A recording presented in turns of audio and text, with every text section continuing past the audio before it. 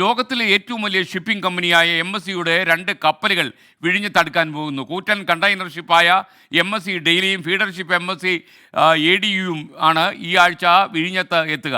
വളരെ സന്തോഷകരമായ കാര്യമാണ്. കൂറ്റൻ ചരക്ക് കപ്പലായ MSC ഡെയിലെയാണ് ആദ്യം തുറമുഖത്തെത്തുക. വെള്ളിയാഴ്ച രാവിലെ 6 മണിയോടെ കപ്പൽ തുറമുഖത്തടുക്കും. ഇതുവരെ വിഴിഞ്ഞത്തെത്തിയ കപ്പലുകളിൽ ഏറ്റവും വലുതാണ് MSC ഡെയില. 13,988 കണ്ടെയ്നറുകൾ വഹിക്കാൻ ശേഷിയുള്ള കപ്പലിന് 366 മീറ്റർ നീളവും 51 മീറ്റർ വീതിയുമുണ്ട്.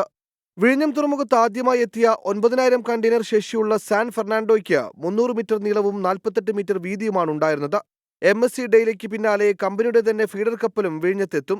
MSC ADUV ശനിയാഴ്ച പുലർച്ചെ എത്തും എന്നാണ് പ്രതീക്ഷ.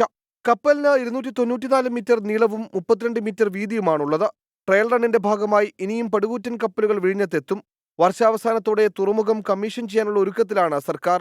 24 തിരുവനന്തപുരം.